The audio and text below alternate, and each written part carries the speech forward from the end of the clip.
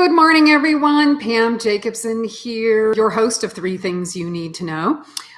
Welcome. If you're new to the program today, we are in week 11 of a series called Resilience, becoming tougher in the face of the healthcare crisis that we are all currently experiencing globally. So as I said, if you're new, please go back and look at the last 10 weeks or so of information. I have put all of my contact information for you in the chat area, my website, my email address, my phone number. If you want to know more about me or anything that I discussed today, I'm happy to speak to you about that. For the rest of you, that's a great avenue for you to give me feedback. I'd love to hear what you think about what we've done this far in the series. And, my current work, I'm board certified in functional medicine, and I work with clients all over the country, helping them to restore function and optimize their health and regain quality and vitality, because we all deserve that. So today, week 11, the title of today's show is the 4 things that you can begin doing now to become more resilient. So I promise you we'll get into that in just a second. But I wanted to just recap real quickly. In the first several weeks, I laid out the blueprint for all of you in terms of, what are the keystone pillars of a resilient, health optimized person, right? What are the 4 key areas? That was sleep, stress response management, exercise, and diet. And then we spent a few weeks talking about how do we move from information, and I'm interested, I like all those things I learned in that first several weeks, but now I want to know, how do I implement this into my life? How do I take this information and make it work for me? How do I move from being interested to committed? And we spent a couple of weeks talking about the importance of a why.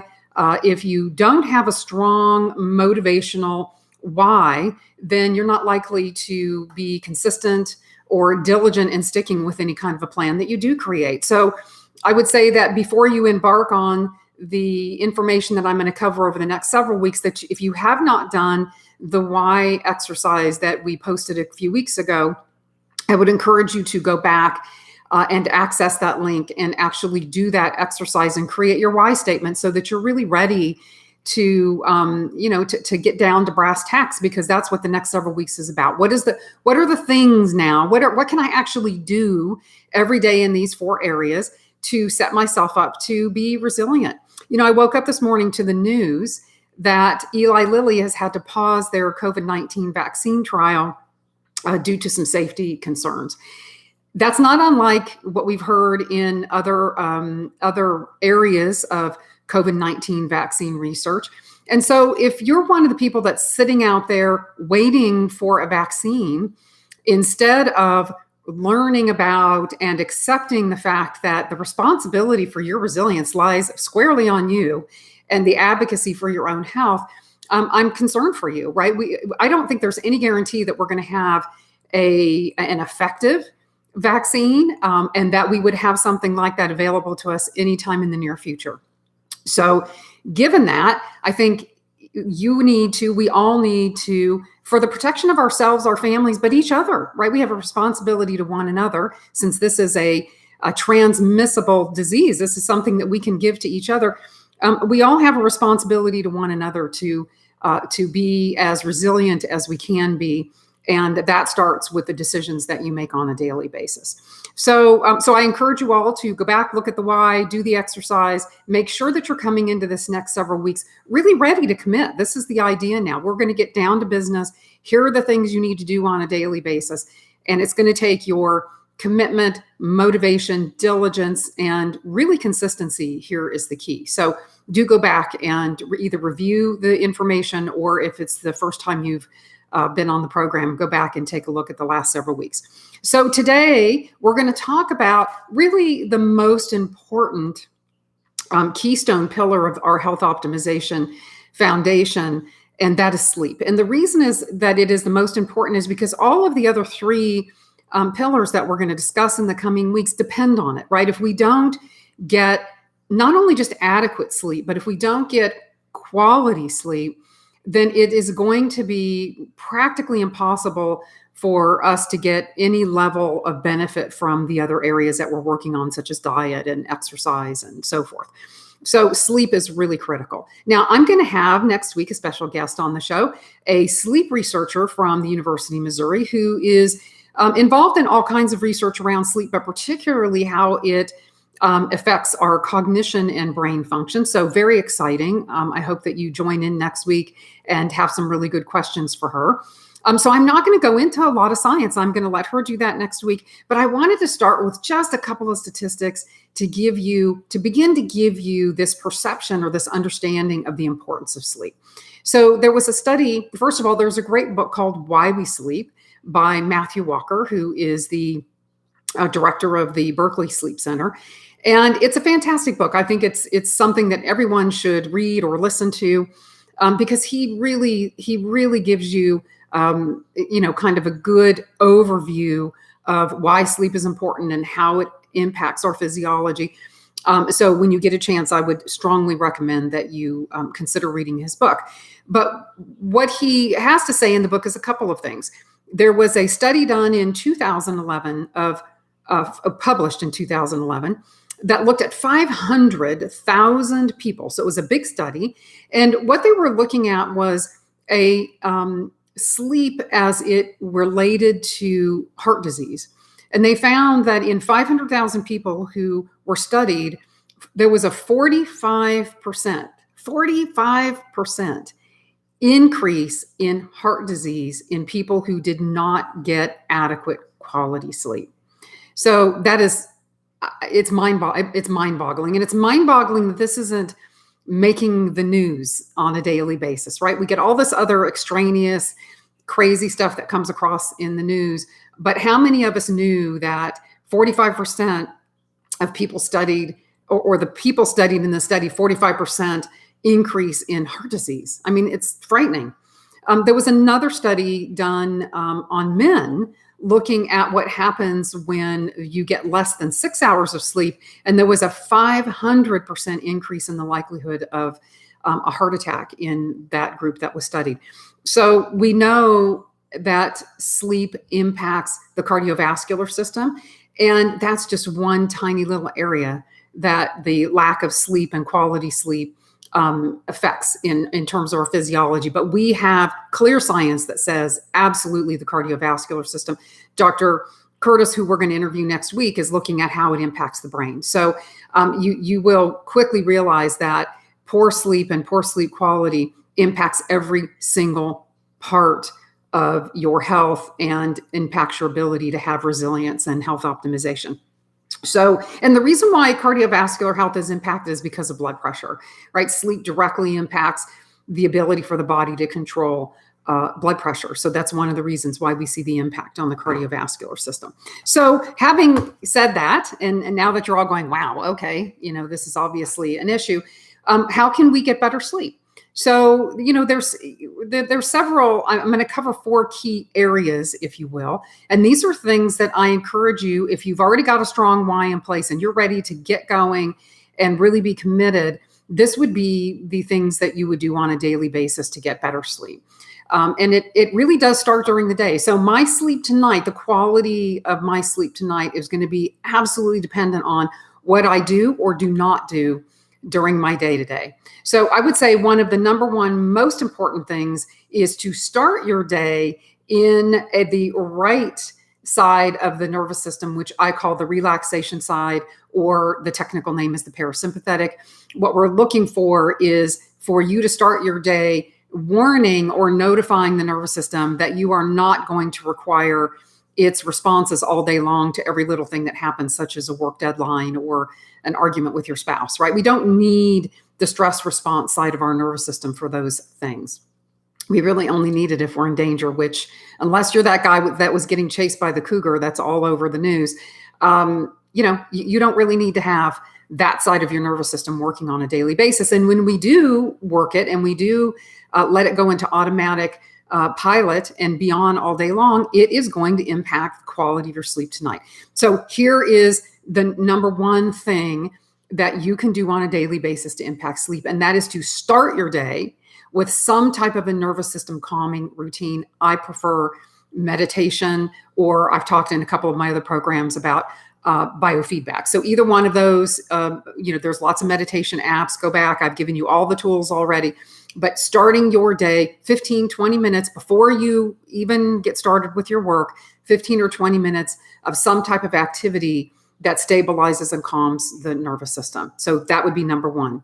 Number two is what you do throughout your day in terms of consumption. So too much caffeine, especially caffeine later in the day, alcohol, particularly alcohol that's closer to bedtime, nicotine. These are all things that impact the ability for you to get into the deeper levels of sleep. They may make you feel as if you're more tired and that you could easily fall asleep, and alcohol at night can feel relaxing, but the reality is it actually makes it impossible for you to get into the deeper levels of sleep, which is where the body is effectively able to repair itself, including the heart.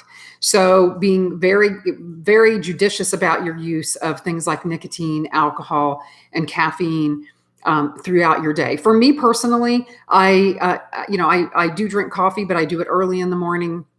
I don't use caffeine later in the day. And alcohol, if I'm going to have an alcoholic beverage during the week, I do it earlier in the evening and give myself, a lot of water after and time before I would be going to bed. I don't have an alcoholic beverage within an hour or so of sleep. And I don't use nicotine. So, if you're using nicotine and you're watching this program, that probably trumps everything, because that will kill you faster than even not getting enough sleep. So, but it is that consumption during the day. Same thing with eating too much food before bedtime. So you want to make sure that you've got your last meal done and over with a couple of hours before you're going to be going to bed. So item number two is to be judicious about your use of stimulants such as caffeine, alcohol, nicotine, and so forth. Number three would be to get some sunlight. So, and I think that that's even more challenging now than it's ever been, because most of us, or many of us, are working at home and sitting in front of a computer all day, and maybe not getting up and taking a break or going out to lunch like we might have when we were going into the office. So it's very important. Sunlight is one part of the circadian rhythm, right?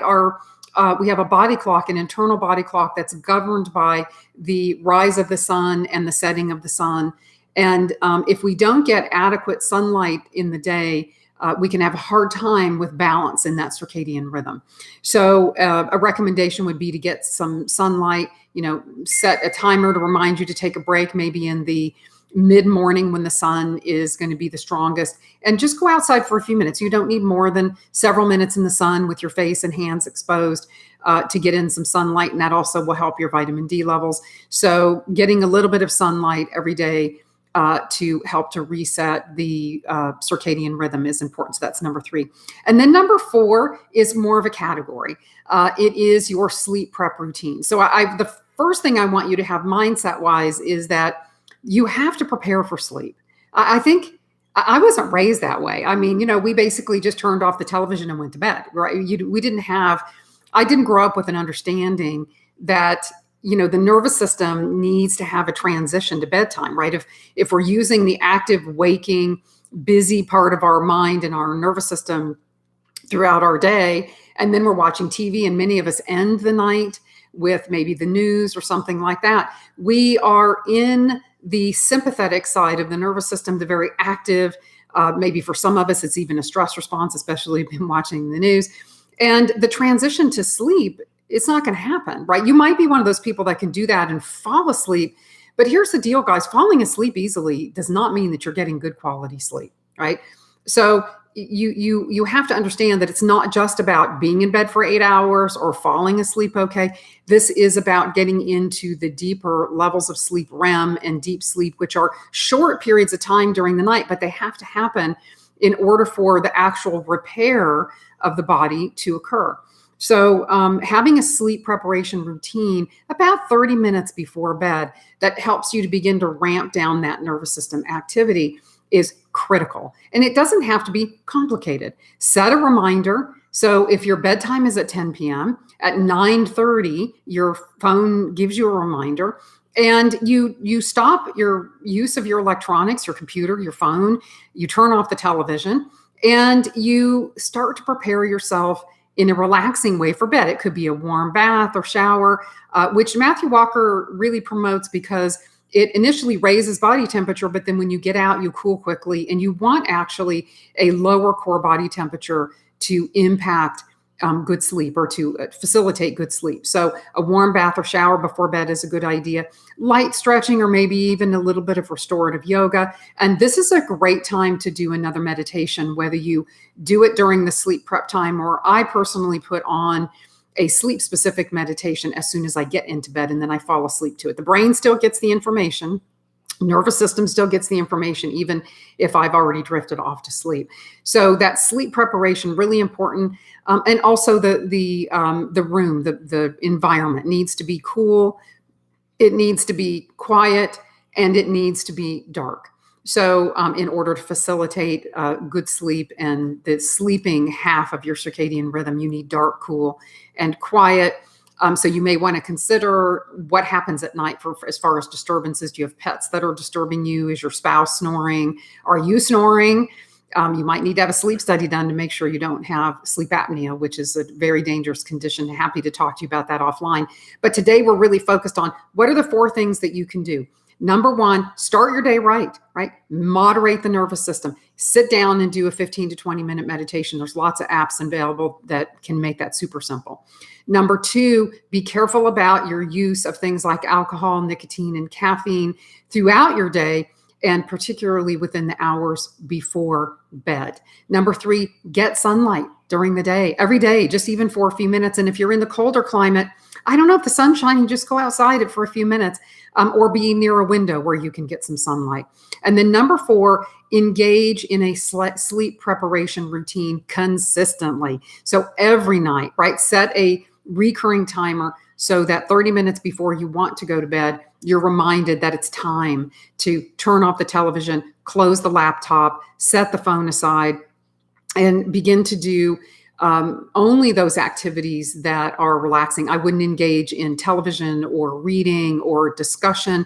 This is a time to just calm the nervous system with a warm bath, maybe a little bit of gentle stretching, a meditation, and then set your environment up to give you the best sleep possible. Make it cool, quiet, and dark. So I hope that, I tried to make this very simple in terms of, for week number 1 of we're going to get down to work now. This is what you need to start. So between now and next week, when we interview Dr. Curtis, I would encourage you all to have, first of all, reviewed your why statement, or created it if you haven't done that yet, so that you're really ready to go.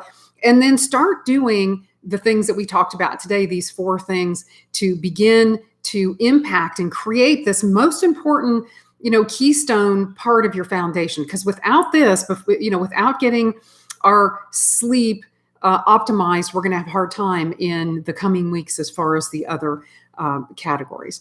So I hope all of you found this helpful. Please give me any feedback, things that you want to know more about, questions that you may have, or if you've got offline discussions that you would like to have, you've got my contact information. And next week, we're going to be interviewing Dr. Ashley Curtis from the University of Missouri Sleep Research Department. And I think it's going to be a really eye-opening interview for all of us. And I hope that you will join me then. Take care, everyone. Till next week. Have a great week.